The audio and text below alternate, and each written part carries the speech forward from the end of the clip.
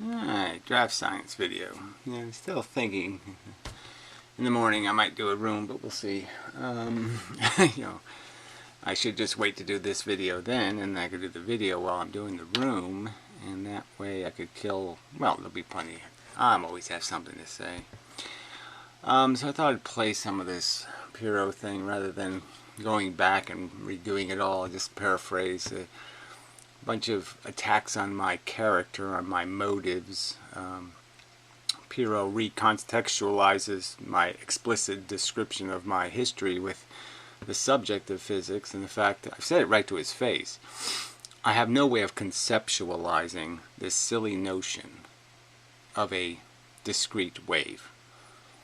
So when they said, okay, a photon is a wave, okay, I could see the frequency part, I could get that. I could get the idea of a beginning and an end, or a one thing and then the next thing comes and the next thing comes. So frequency made sense, but the whole wavelength, the whole, even the word period made sense between the frequency. But yes, this whole idea of this discrete thing, small thing, this thing that could go through little tiny things, waving, whatever that would be. So this squiggly liney bullshit. It's a sine wave, two sine waves, interwoven in la la. Okay, sorry, I can't mentally make any sense at all. You might as well just say, yes, go with your stupid rubber band crap or something. You know, a bunch of rubber bands are tying everything together and they all stretch and then they... whatever. It just sounds like crap. Sounded like crap in grammar school, sounded like crap in high school. So I did my own recontextualizing for the purpose, and I just recognized that, well, look, this frequency thing works just fine. And they did their talk about superposition and this and that, some of these words they still used back then, and I just ignored that shit. And I just watched in the cloud chamber the little radioactive things shooting off, and I said, yeah, that looks pretty much like what a little particle would do. A little particle just flew off. That's what it looked like to me. And it works fine. You don't need this wave shit except for doing completely abstract nonsensical crap, so yes, you can live perfectly fine life without it. When I did electronics, I thought about electrons. I didn't think about waves. So yeah, you know, that's the history. And then the history was that I saw a Dr. Quantum video, and I had some conversations with these wackos about this whole quantum crap. And you realize that they have these silly interpretations of the Copenhagen and the rest of this nonsense. And then especially, like I said, the Dr. Quantum video was really the one that triggered my doing some research. Because it was preposterous, this nonsense that, oh yes, when we watch the photons, they do something different than when we don't watch them. And then when we record it and write it down, it means something. And then when we don't write it down, they do something different. It's a God theory, for fuck's sake. So the same thing with all this spooky action at a distance. It's a God theory. If you think two photons are connected by some special umbilical cord, you're a God botherer. You know, you just are. If you don't think there's some other explanation, you're a God botherer. So anyway, I mean, the right and left-handed glove explanation seems good enough to me. But anyway, the whole aspect bullshit. So that's what he's going to talk about right here. That's where I ended. So I just thought I'd start there and see what the new ridicules are. And I'll just, because they just keep saying the same shit over and over. That somehow I haven't qualified myself to have an opinion, and that somehow I'm just talking out of dogma and I'm not explaining every single thing I say. And so I'll do some of that too. I'll just do a real quick little high school. Maybe this will help you understand the lensing argument. You know, I was just thinking that another aspect to this lensing thing is understanding the size of the lens. So if I have a galaxy, or a bunch of stars in a field, a bunch of junk, and I have a big swash, okay, so that's how some of the images look. There's stars and there's a big blob of light. For that big blob of light to exist, it means there has to be a lens this big. And it really has to be that big, because that's the only way you can make this giant ball of light.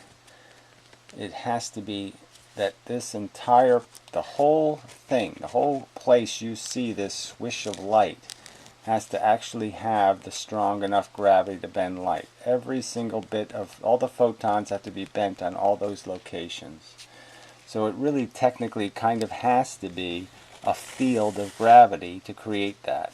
And it has to be a huge field of gravity.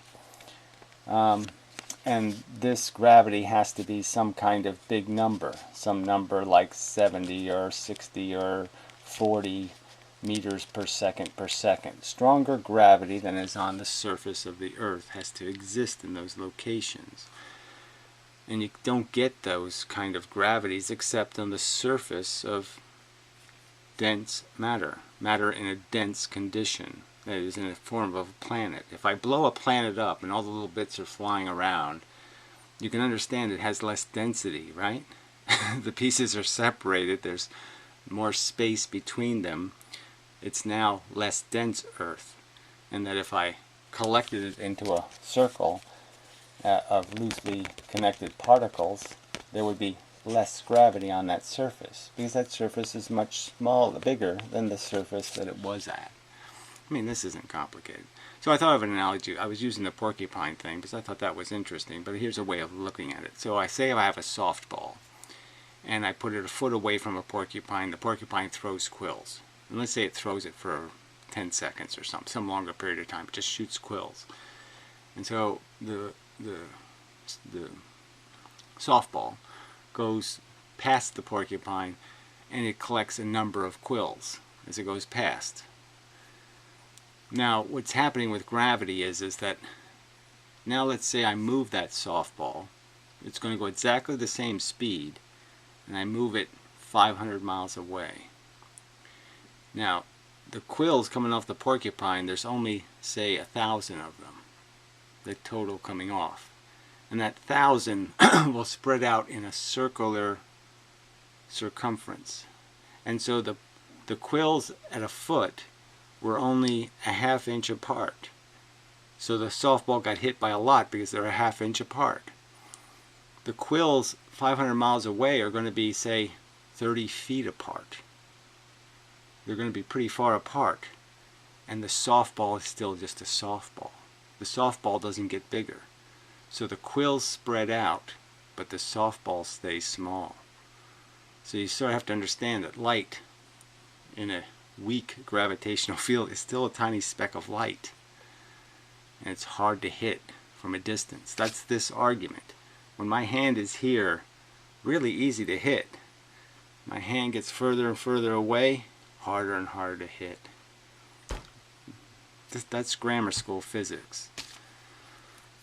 And that's the argument here.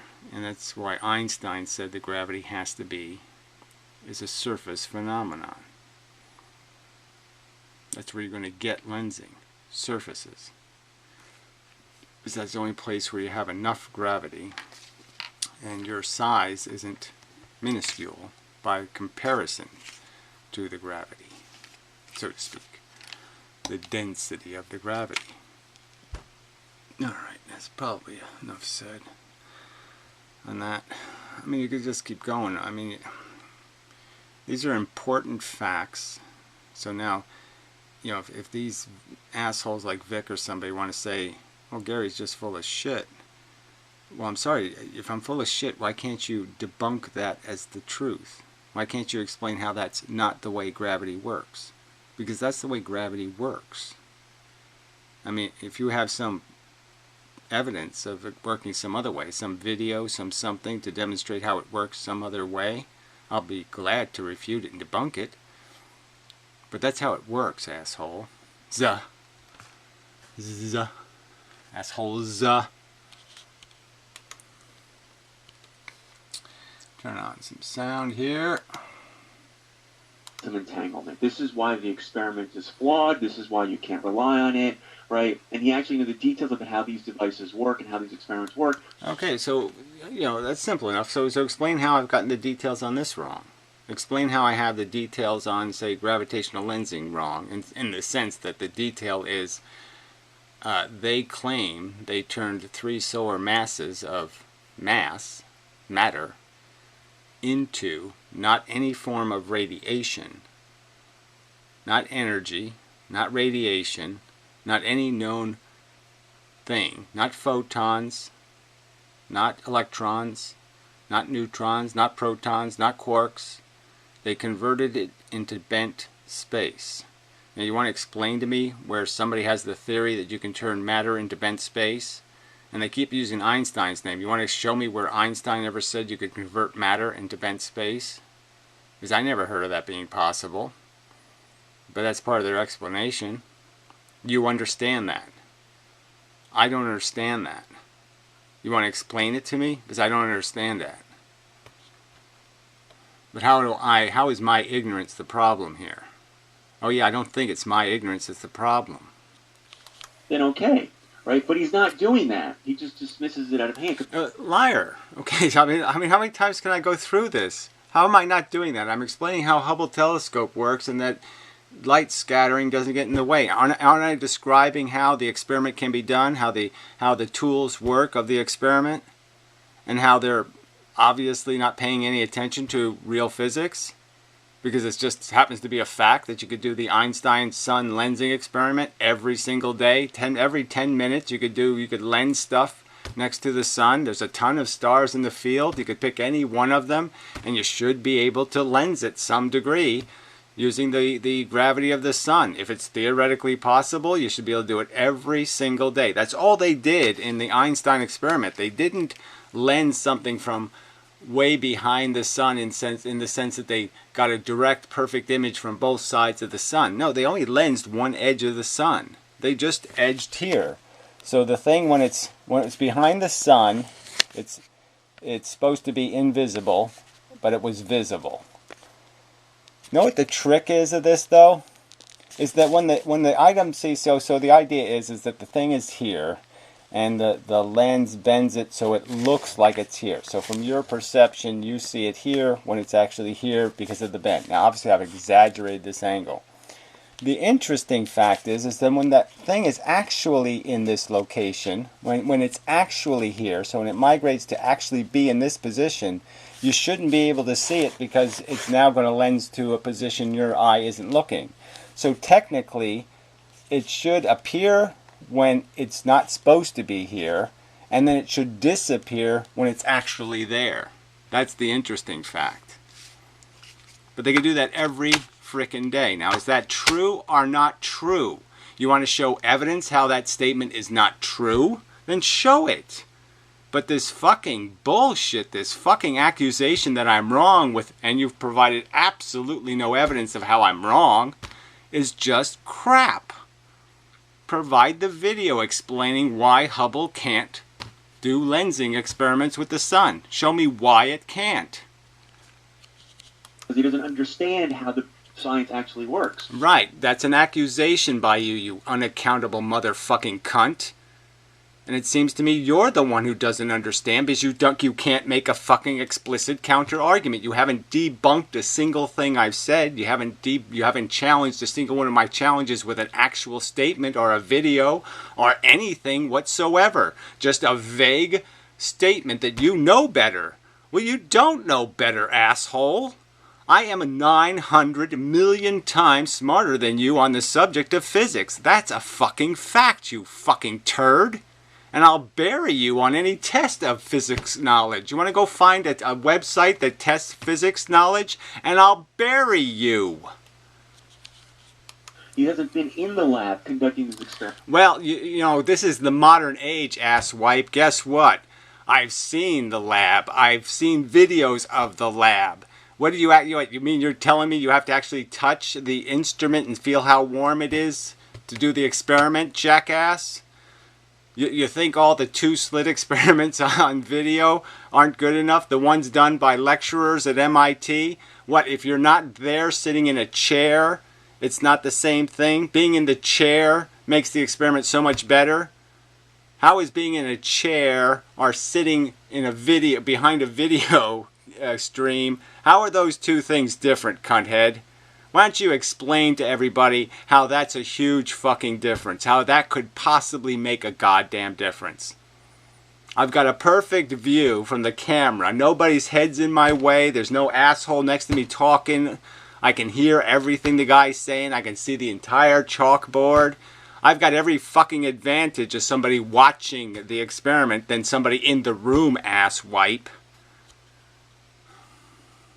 And some of these experiments, frankly, you know, there's nothing you can say, because it's all based on, well, the Chinese guy told me this has an accuracy of 1 million milliseconds per millisecond or something.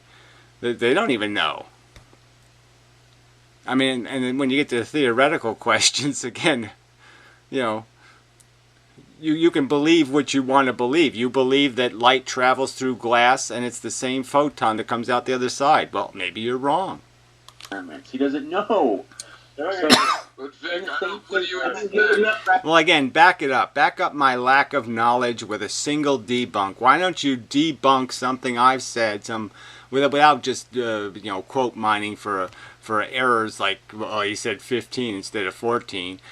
Some sort of real error I've made in describing any of these circumstances about what Einstein did. Again, let's talk about Einstein and gravitational lensing, because you people seem to be really fucking stupid. I mean, Hockley brought up neutron stars. Well, that's a good example, because this whole issue came up with Einstein, okay, because the question was basically asked that, okay, you have these gravitational bodies circling each other. So the idea of a neutron star was being talked about, the idea of two heavy bodies orbiting each other, or one orbiting another.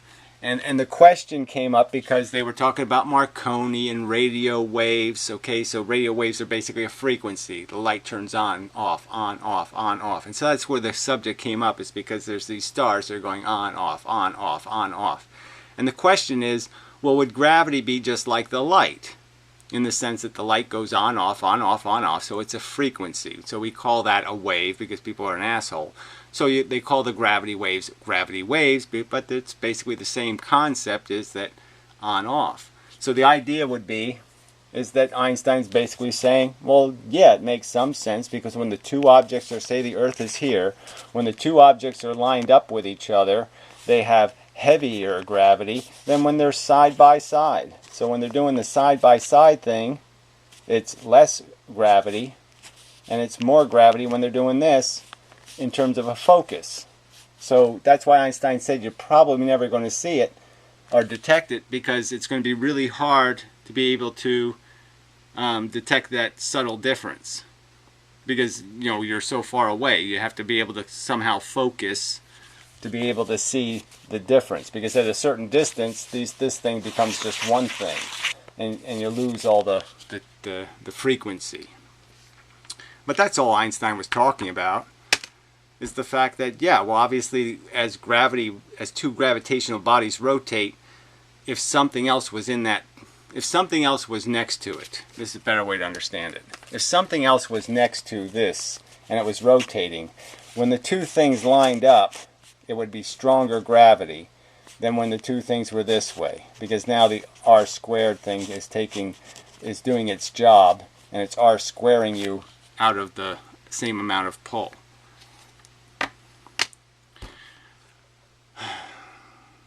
But that's the gravity wave, and that's why Einstein said you never detect it, because it's such a small, it's a small difference, and it has to be focused. Anyway, so fuck you. Gravitational lensing. He doesn't understand the science behind it. He doesn't know the... Okay, so again, Pyrrho says you can have lensing out here, where if you add up all the matter in this circle, this lens, so this has to be the lens. He's saying this is the lensed object. It's a fact, Vic. Okay, I'll explain it again. This is grammar school, but it's a fact, Vic, that where you see the lensing is where the lens has to be.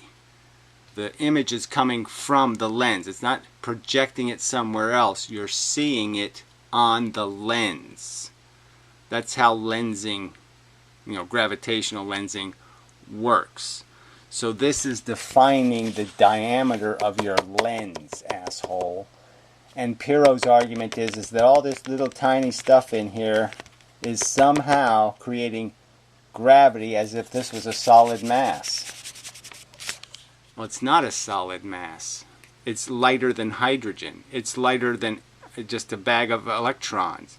It's it's so light that it can't possibly create gravity sufficient to bend light.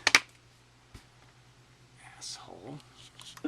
Behind it, why it's Big. it's reliable, why the evidence for why the evidence for gravitational lensing is reliable. He's not. Okay, so why is it reliable? Again, you're making claims that you know it's well documented, well proven.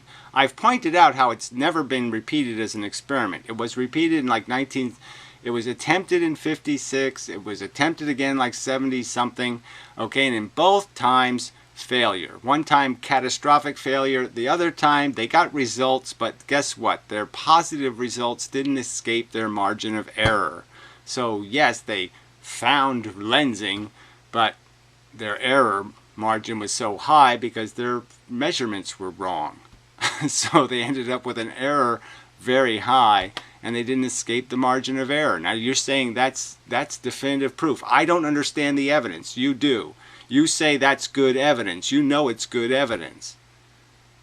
That's what everybody should stand by. An unrepeated statement, an unrepeated experiment that didn't escape the margin of error. And why am I even arguing with somebody this fucking stupid? How the fuck do you dare make these accusations when you are so fucking ignorant? Fair of that. Big. This comes from this. We told him. I tell him the two-slit experiment. You send one electron. Oh man, this is just so moronic, right? This is Pyrrho trying to explain the two-slit experiment. The asshole who doesn't acknowledge single-slit interference patterns. He keeps insisting that if I take a normal flat linear water wave at a normal frequency and put it through a single slit, that it creates an interference pattern. That's what this idiot believes. Even though he knows they use Huygens because it doesn't happen. The very reason why they have to use Huygens is because that's not what happens in water waves. Huygens wasn't invented to explain water waves. It was invented to explain light going through a slit. Just so fucking goddamn stupid. So what you have to explain, Pyrrho, is why when there's a single slit, okay, water and light don't behave anything like each other. And you still have evaded that question, evaded it, and evaded it. And then you have to explain why they don't use Huygens, if it's a principle, in the two-slit experiment, or the 4-slit or the 50-slit. Why don't they use Huygens in those experiments? Oh, that's right, because it wouldn't give accurate results. Through a slit, and it actually goes through both slits and interferes with it. It actually does, because you have conclusive evidence that that happens. Why? Because your people are too fucking stupid to think for 10 minutes and say, well, wait a minute. Maybe there's some other explanation. Maybe we don't have to go with the daffiest, silliest one.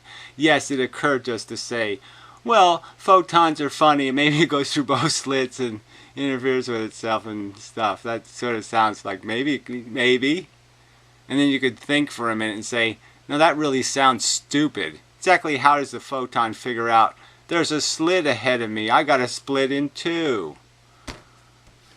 Because it doesn't do this anywhere else. This whole wave radar doesn't seem to happen when it reflects off water, or when it does this, or when it does that. It doesn't seem to have any of this wave problem. Itself. He's like, no, I hate that.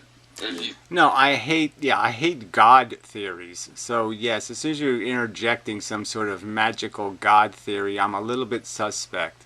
And I think I'll go for a better, more rational answer, thank you very much, than your out-to-lunch silly crap where photons have a brain and they've analyzed the situation and come up with a detailed equation that explains where they should go, because they're math students.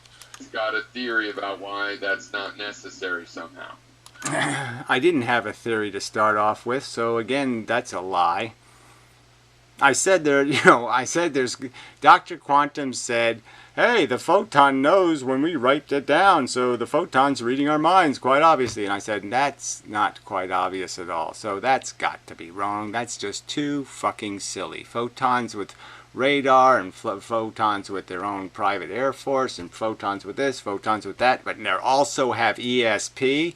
No, I'm not going that. You can pull my dick so far, and then I'm taking it back. Right, that's what's going on. I wish it, I mean, I was here. Wait, can we move to a fact that this is about that? I mean, He lets this idiot in the room. I don't know. Pyrrho has no designer sense. You don't shape a room by putting this clown clothes on. You know something goes through both slits. Oh, we know something goes through both slits. We know it because that's the conclusion we drew, because we don't have any imagination. We can't come up with anything better than silly unicorn mush. Even though we know it sounds pretty crazy that the most elemental particle known is a transformer and is able to fly through two different slits and know exactly where the other guys are going, and they communicate with each other at supersonic speeds, and that sounds kind of fucking silly. how can we know that? Again, that's a measurement problem. That's an instrumentation problem. That's a problem with what you mean by equals. I don't even think it's a measurement problem. No, it's a problem in that they're fucking photons. Yeah, and they're really small, so it's hard to know exactly what they're doing. But I guess you get an inkling of it through these other experiments. You know that electrons are charged, so you know that they're probably doing whatever they're doing based on a charge circumstance. It has to do with degree. It has to do with scale. There's too many variables. I mean, if we could aim electrons, they're hard to aim. Without guiding them all the way. But the truth is, if you could aim the things and just shot them right at the edge of the slit, I'm pretty sure every single one of them will diffract a lot, and none of them will go straight. Every single one of them will go in some kind of crookedy manner. And if you could do that with light, just shoot all the light right on the edge. Don't put any in the middle of the slit at all. Just shoot it all right at the edge. I'm sure you're going to get a lot of light going that way. Well, you just can't throw that out there. I agree with Gary, but not the way Gary agrees. Basically because one slit leaves a shadow, basically on a screen. Okay, one slit leaves a shadow on a screen. Now, does that to Vic is, oh yeah, that's really good stuff, man. That's really rational. One slit leaves a shadow. I mean, that's so explanatory. I mean, I really totally understand what you're talking about. It's all the time. I'm always opening windows and looking at the shadow it creates when I open the window. You open the door and the sunlight comes in and it makes a shadow. No, wait a minute.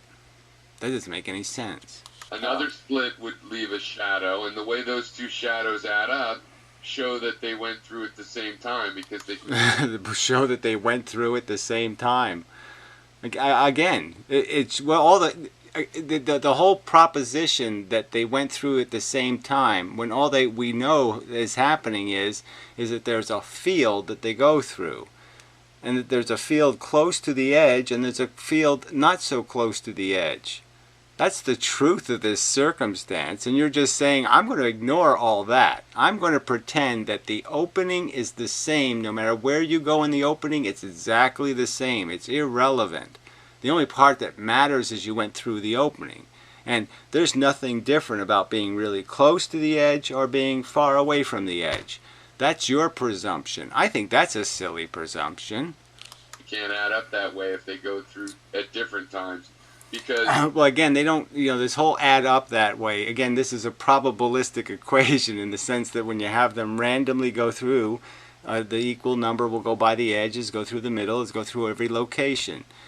So you're not narrowing down whether there's any difference between those locations that's causing the result. And clearly, even with a single photon, it ends up in a single location. It doesn't go everywhere. It goes to a single location. And maybe that single location it goes to is dependent on where in the slit it went through. Duh. The high part of one wave cancels out with the low part of it. Yeah, everybody knows what the interference pattern is. You don't think Mr. Natural knows what an interference pattern is? Again, you're not dealing with the subject, which is why is the interference pattern there in the single slit experiment when there wasn't any photon going through both slits. So there's no photon going through both slits, and yet there's an interference pattern.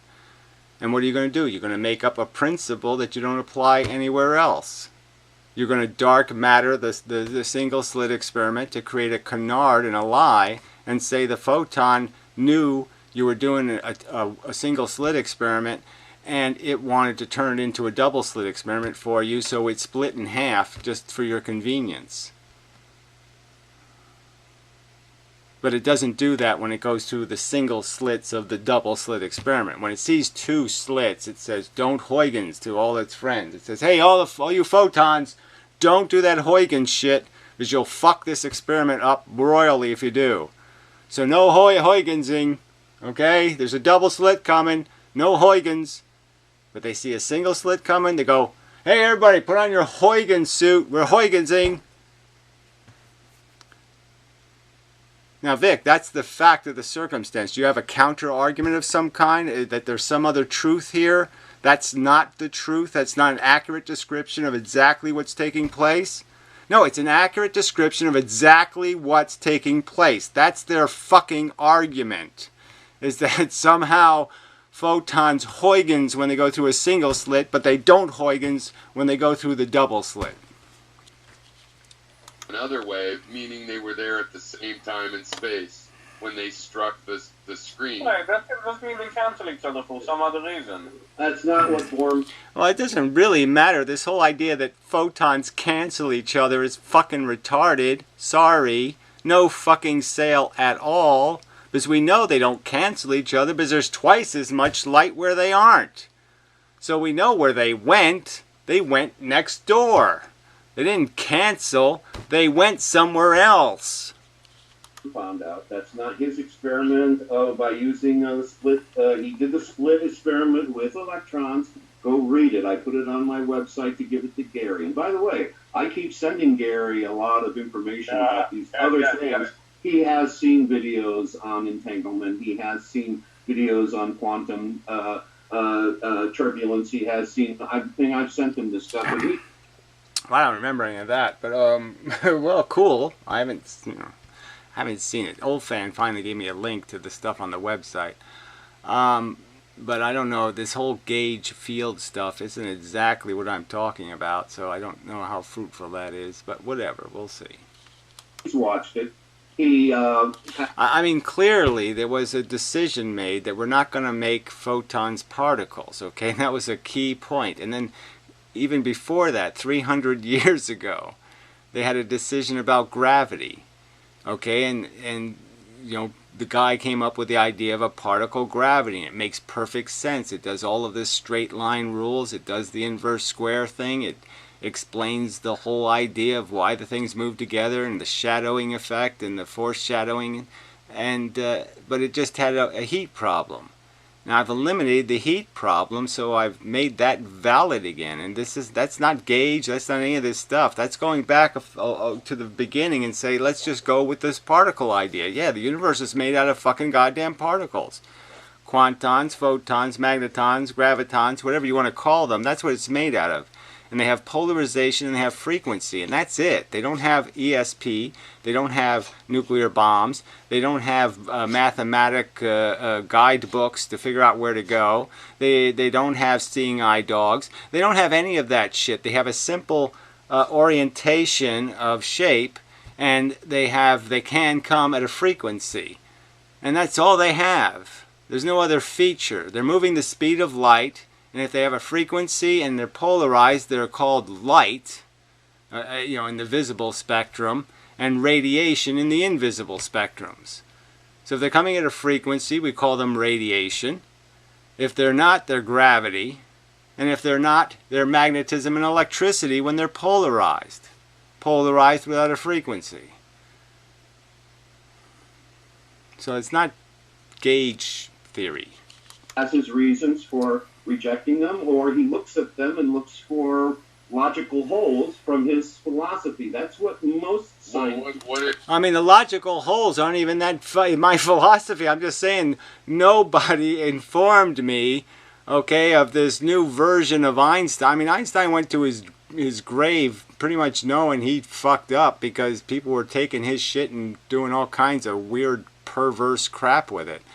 And he was basically resigning to the fact that maybe I got it all wrong. I mean, that's why I was saying things like, after 50 years of studying photons, I don't know what the fuck they are. It's because he's pretty damn sure the whole thing is fucked. Because it isn't working. Because he knew there's a truth and they're not getting to it. Shit. What are you saying? I don't see the What are problem. you talking about with bomb? I don't think he even understands the experiments, to be honest. Because some of them, Yeah, I don't think he even understands the experiments, to be honest. Well, who's thinking that? Somebody who doesn't understand the experiments, to be honest, right? What is your qualification to judge my qualifications? What is your knowledge to judge my knowledge, Vic? I don't think. Oh, okay, yeah, you're entitled to think whatever you want, you fucking creep. I think you're a scumbag, lacks integrity. You're lying about somebody else, basically. You have no evidence that you're smarter than me. You have no evidence that you know more about physics than me. You have no evidence that I don't know what I'm talking about, because you can't debunk a fucking single thing I fucking said. Again, will you wish? Come on, go ahead. Show me where they proved it was possible to turn matter into bent space. Go ahead, show me where the scientists all agree, yes, that can happen. You can convert a whole planet, if you want to, into just a bent space. You can just take it out of this dimension and shove it into space-time, and no fucking problem. Show me where that became fact. experiments are Mr. actually pretty National, what were you intricate. talking about with Bohm? What experiment of Ohm's were you talking about? He was the first one to do the split experiment with electrons instead of photons. And what Yeah, and again, it just really doesn't matter because they're so fucking different. Electrons are basically matter. They're charged. It's like doing the experiment with pieces of confetti. If you use pieces of confetti, they're going to collect a static charge as they move through the atmosphere. They're going to ionize, and they're going to move towards the sides of the slits because of the static charge. What happened is he released a paper, which I have on my website. You can go look at. If you go to mrnatural.net/Gary and look in there, you'll see there's a paper that I have there. If you go halfway down that paper, the Bohm experiment is there. And what they discovered, and also you were around, Pyrrho, when I first had this discussion with Gary about polarization, if you remember. What happened is they found that there were absolutely no mysteries at all about what happened. There's no quantum mysteries going on at all. That any simple phase relationship change between the particle or the motion of the particle. They have the particle and the motion separately as separate variables. And if there's any change in either of those, it has to do with phase relationship or spin relationship. When they are in phase, when they're in relationship with each other, there is no... Yeah, well, whatever that means, I don't buy into much of that stuff anyway, so yeah, I'm not going to do this whole phase thing, okay? Photons don't have no fucking goddamn phase. They don't have any of this shit. Well, they have a phase in the sense that two beams of light can have photons in them that are not, their frequency is not in phase. Yes, the frequency of their... But that's not going to change in the two-slit experiment because we're basically arguing about single electrons at a time, always converting the experiment to a single one at a time and using that as the foundation for the argument. Cancellation whatsoever. There's no interference pattern whatsoever. And every interference pattern that they found related exactly to their mass and exactly to the thing. What happened is when Feynman was giving his lecture, he was trying to impress people with the idea of his concept of quantum split. And what happened is he mistakenly said that Bohm found differences. But go look at the paper and read it yourself. Well, I mean, as far as I know, he found that there was two-slit interference with sending electrons through the slits. So again, I don't care. All right. First off, it's not the same experiment. They're fundamentally different particles, and so we're back to this whole idiotic notion that you're going to compare water to photons when water is a medium. waves in water as a medium. I mean, it's just totally inappropriate. The thing should be studied for what it's doing, not what something else is doing, especially something else that's completely different. So if we basically concede the argument that, you know, photons aren't charged and electrons are, it's probably not a brilliant idea to sit there and say they're the same thing, because they're not. Look, we have particle behavior in photons, and then we have the wave behavior in electrons, and that cinched the deal. So I could look it up again, but that's how it's reported in the history of science as I understand it. Yeah, well, whatever. The history of science, blah, blah, that's how it's reported. Again, these are all just conclusions drawn at some point where they have to sit there and shit or get off the pot, and so they play this game, and they shit before it's time. So they don't do either one. They end up shitting before they get to the pot, or they end up shitting after they left the pot, but they don't shit at the right fucking time in the pot, because they haven't ripened their evidence. So they draw a conclusion too early, and it's the wrong conclusion. Electrons aren't fundamental particles. Quantons are. So Read the articles, first of all. Go read. Waves are things that are complicated to create waves. Matrices, ethers, mediums can transport waves. Photons can't. They can only transmit frequency. Read the abstracts, which I have. He reported. Feynman reported something mistakenly that was not true, and it was based on Feynman's math, not the experiments that were done, because the experiments were done did not agree with what Feynman said in those lectures. Well, look, what Feynman says in his lectures is crap anyway. I mean, clearly he'd sit there and pretended there's no such thing as single-slit interference. I mean, he totally ignored this subject in all his lectures. Never even touched it. Just went, look, it's just a lump, it's just a pile, single slit, blah, blah, blah. Didn't pay any attention at all. and then he just rode that, Yes. and then never did. That's ridiculous. Now, come on. No, it has to do with a person's credibility. How could you not like? How could you not like Feynman? People with credibility say I would it's assume- wrong. How could you not like Feynman? See, now you know, I'm just saying, Vic, is that the way scientists talk? How could you not like Feynman? How could you... I mean, I've said quite clearly, I sort of like Einstein. Of course, I think everything he said about all these relativity theories, all the theoretical shit was shit. But he was right to say spooky action. He was right to sit there and defend the idea that, no, there's a reality, and there's probably some way for us to dissect what it is. Yeah, okay, it's going to be difficult to see anything, you know, because there's no way to see it. But you know, we can deduce what it is based on everything it does. I mean, that's why he came up with it. You know, that's the whole funny thing. He's bringing up this stupid, you know, whatever you call it, the spooky action experiment. I mean, that was Einstein's thought experiment. You know, the whatever his name is. Jesus. Aspect. The aspect experiment was basically Einstein's thought experiment.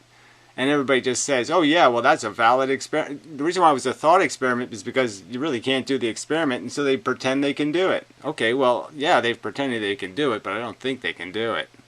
Playing the That's fine. bongos in a He's flip playing bongos. He's down there. I played bongos with Feynman. I fucking played bongos with So, Feynman. what the hell, then, You know I went to Stanford. You know I went. Not ride some sort of a mistake that never got discovered. He was. No, I'm just saying in that lecture he made this mistake and he talked about Bohr, but the Bohr experiment, I have it on my website. Go look it up, for God's sake. Yeah, well, I'm just saying, Feynman made lots of, you know, his. Well, there's no point. There's just no Pyrrho. Pyrrho didn't care about the truth. There was a lack of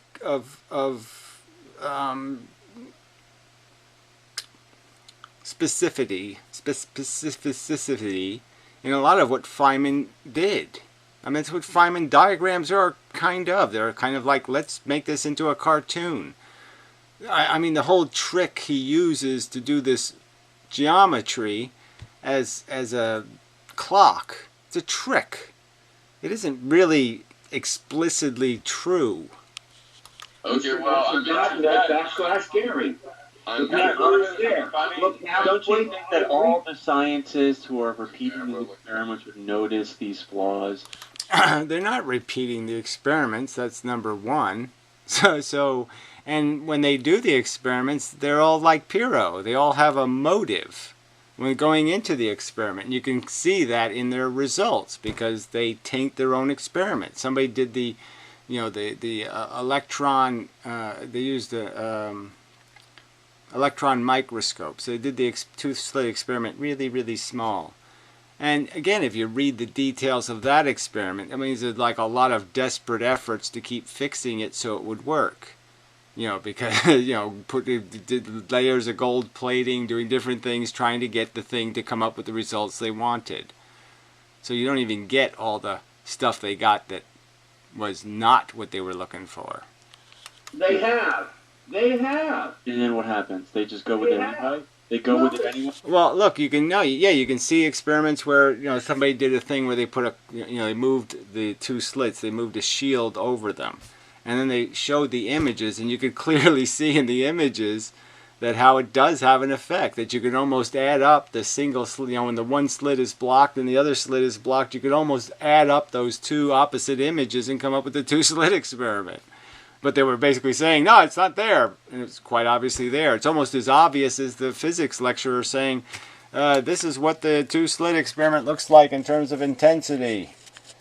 And then you look at the actual experiment and you see it looks like this. And then it goes this. And then it goes like this. Yeah, this is what the math says. This is what the experiment says. Gee, those two things aren't anything like each other. No, there's still a lot of debate. So again, we're talking about how instrumentation works when you're measuring something you don't know what it is. And all you can describe... Yeah, it seems like what we're talking about is people who want there to be a certain truth, and so they try to contrive evidence, just like I stated with the Einstein problem. Obviously, there was a guy, the Edinburgh guy, he was really horny to make Einstein famous, to prove Einstein right, so he went out and found gravitational lensing. At the same time, somebody else was doing exactly the same experiment, okay, so with the same eclipse. That guy said, no, there isn't any lensing. Then so they basically had a cabal. They met with each other. They redid the data, blah blah blah, and then he changes his data. And that doesn't seem at all suspicious either. They come up with opposite results, and then somehow they compromise into saying one thing or the other. Oh yeah, that's just such good science. With the instrumentation is its behavior. Right. I agree. Yeah, well, you can't measure this shit accurately, so that's the tricky part. You always have to know the limitations of your ruler. But again, you don't draw hard conclusions on soft evidence. It's just a basic logical trial thing. You're having a trial. If I made the stakes whether or not you get cancer or not, Vic, I don't think you'd be this reckless with your rhetoric. If you knew you get a cancer cell for every time you exaggerate or preposterously make an accusation you can't substantiate, that every single time a cancer cell is dumped into your bloodstream, I don't think you'd be such a reckless motherfucking cunt. And that's really the subject here, is it's no skin off their noses, so to speak, to propagandize and to play with the unicorns. But if it really did mean something, if fucking up meant something, these people would be a lot less reckless. I frankly am so goddamn sure they are wrong and I am right, okay, that I would take the cancer test. I don't think they would, to defend their quantum quackery. I wonder how much cancer Pyrrho would drink on his claim that there's single slit interference in water waves. I wonder how much he would be willing to drink in his claim that gravitational lensing images put on websites, that most of them are coherent to physics. I wonder whether he'd be willing to drink that glass of cancer. Yeah, but that's the problem. Nobody's balls are in a vice, so they just fuck the truth. That's all you jackasses are about, you fuckers. You fucking lying, truth-slandering fucking cunts.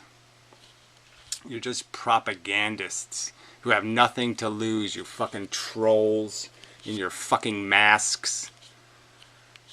Ugly trolls, by the way. You got to get that through your head. No one knows I agree what an with electron is. We know what it does. We do not know what an electron is. As far as we know, an electron is a dipolar antenna that is transmitted. Well, whatever, you know, he said this before, this dipolar antenna thing. I don't... I mean, I'll go with my impression as, again, a youth. I mean, it was always my imagination that electrons are just some kind of bigger photon-y thing that somehow holds the photon. Somehow they are being kept in the electron. It is a photon battery. But I don't know about no antenna. Information about its position in space. Well, I don't know about any of this information crap. I think what electrons do is they fart photons, and then they eat photons, and they fart photons, and they eat photons. They eat and shit photons. That's what they fucking do. Pretty much. That's as close a definition that we have come to. But we... Well, again, I'm not too sure. I mean, the polarization and charge thing were always complicated. So yeah, you always had to... I had lots of ideas about that. Like the photons were bouncing back and forth between the proton and the electron. And that was keeping the balance of power. You know, the more we're always throwing out than was going in. And so But now that I have this graviton thing and I can just make magnetism, yeah, that makes a lot more sense. Because now I can just freeze them in a position. We do not have a concrete or physical definition, let alone the new nominal, which is... Well, Pyrrho would say he's perfectly satisfied with the standard model of gobbledygook pieces of this and pieces of that that only last for 1/1,000,000,000 of a second in a laboratory, and he's fine. That's a reliable part, you know. No, the fact that it has no durability, oh, that doesn't indicate it's a piece of shit that you made, a Frankenstein that died. But that's all it is. It's just a Frankenstein. The quarks, all this shit. These are just Frankensteins that die on the fucking, you know, gurney. They never even get to get wheeled outside. What it's doing, riding what way? Want to hear something funny, guys? I have something funny to say. Well, I mean, we might not know what it is in detail, but I think we can know that Gary's theory is not true, and I think they've already... Well, yeah, we can know that Gary's theory is not true, and when you know it, how? How do you know that? I mean, it's just amazing. He can know this. He knows this. By what force of knowledge does he know this? He knows that gravitational lensing is proven, and he knows that the two-slit interference pattern is photons going through both slits, and he knows this.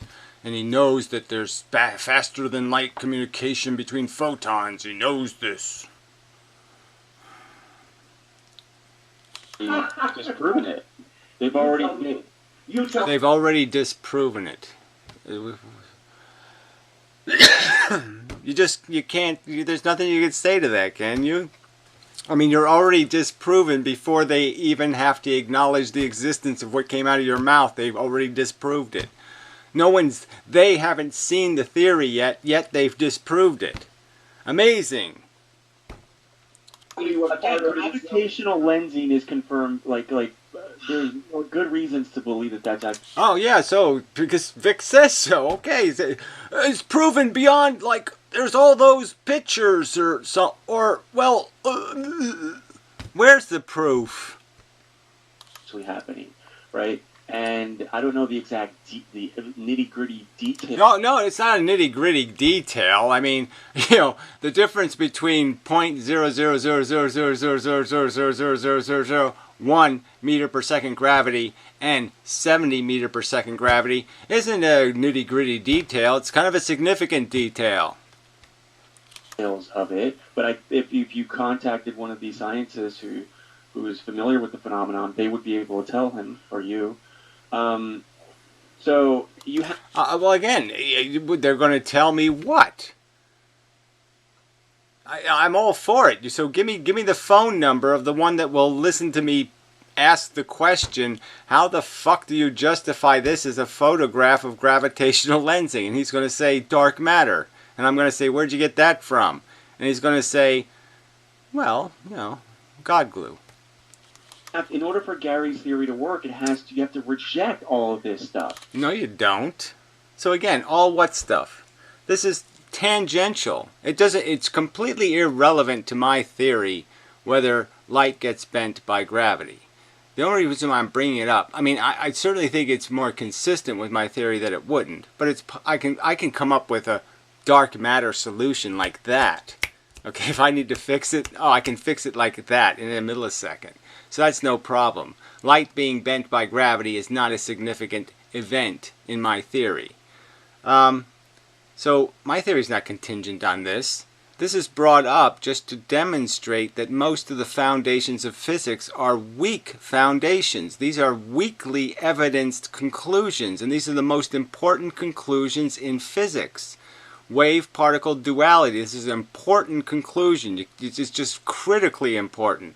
Particle gravity versus magical bent space. This is an important frickin' decision, and they made the decision based on weak evidence. So, Guys, there's that's counter okay. evidence that you're ignoring in order for his theory to work. Right, exactly. What physical fact is being ignored? The aspect experiment? I mean, come on, a convoluted, complex experiment that depends on like 95 presumptions that are built into it about our capacity to measure things, and you're going to argue that because I don't jump to the conclusion that photons have ESP? No, that somehow wipes out the idea of particle gravity. So somehow the aspect experiment somehow wipes out the idea of particle gravity? I don't think so, asshole. Does it wipe out the coincidence that the particle theory explains inertia and time dilation? Does it wipe out the coincidence that the particle theory explains perpendicular force creation and electromagnetic phenomenon? How is my theory inconsistent with the evidence? No, it's exactly the opposite. My theory is consistent with all the really good evidence, and the only evidence it's not necessarily consistent with is the stuff talking about faster than light communication. That's not how science works. You have to take all the... But let's say it like that. Can I say something funny? Go ahead. Okay. So guys, this is so there's this guy, and he's a physicist, Oh, you're just and gonna he goes to a jump. bar, and he sees two chicks. Can I And he move the tells them, head? "Hi," and he's Can I like, do something? And he says, "I'm a physicist. Waste okay, of I do time. experiments. What experiments? The double slit experiment. Okay." And he looks at Logan Waste and of says, time. "Want to try and recreate it with me?" Oh, that's funny. Double slit. You don't get it. Yeah, no, that was funny. Sounds like a Chinese joke. That's Chinese. I lived in China. What's Chinese about it? I get it, Mr. About, Naturalist. about the sideways, you know what? Ah, yeah, no, but what was the whole? No, but the slit was vertical. Trolls. So. Look, Yeah, there are. Would, First of all, I'd like to mention that there are, that I know of, 7 completely different philosophical points of view in physics today. Even though the Copenhagen is largely believed, you're still only talking about... Yeah, well, it's actually, when they did a survey, it was almost like 33%, 33%, 33% for the 3 real runners. And Copenhagen might be crazy, but the other 2 are insane. I mean, they were, I can't remember. They were like Copenhagen on crack. 45% of the entire scientific community. The other 55% is out grabbing one of these other points of view. Okay, so let's get that clear. And Yeah, I wouldn't call that exactly everything about physics. It's what interpretation you have about this stupid fucking experiment. But the fucking idiotic notion that the two slits have anything to do with this fucking phenomenon when the same exact pattern, essentially.